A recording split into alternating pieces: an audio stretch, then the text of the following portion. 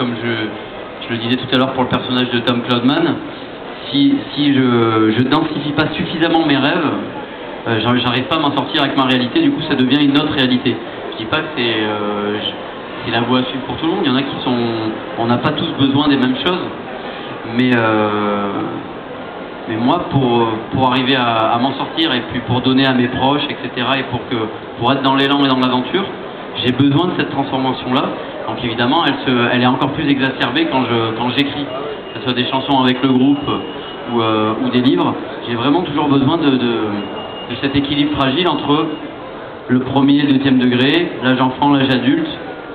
ce qui est réel, ce qui ne l'est pas, l'imaginaire, et d'être sur une espèce de fil un petit peu funambule comme ça. Je pense que si j'étais tout le temps dans la réalité, je m'ennuierais, je deviendrais ennuyeux aussi, du coup. Et si j'étais que dans une espèce de bulle de rêve tout le temps, je me déconnecterais, je me perdrais. Et là, j'ai besoin d'être pile entre les deux pour rester connecté à un imaginaire, à des rêves, et puis au tangible, au réel, à la terre.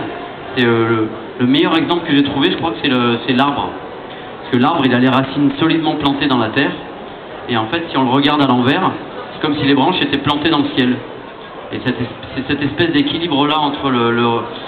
la réalité et l'imaginaire que j'essaie de travailler dans les choses que j'écris, parce que c'est ce moment entre les deux, ce pilotage entre les deux, cette fragilité où il y a des surprises, où il y a des accidents, et où voilà, où des fois ça me fait rire, où des fois ça me fait peur, mais où il y a... Voilà, c'est comme s'il y avait un petit parc d'attractions là dans ma tête, et j'ai toujours envie de m'en servir au maximum et d'y inviter un petit peu des gens. Et les gens, c'est ma famille parallèle qui est le groupe Dionysos, c'est mes amis, et puis c'est des gens, voilà, comme vous par exemple, qui sont vous venez aujourd'hui, je sais pas exactement pour quelle raison, mais il y a un côté un petit peu comme des cousins télépathiques, on se connaît pas, vous avez traîné le bouquin dans votre sac à main ou pas, vous avez écouté des chansons à un moment donné,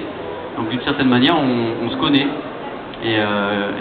j'aime bien cette connexion là, elle est précieuse pour moi, c'est pour ça que je fais tout ça.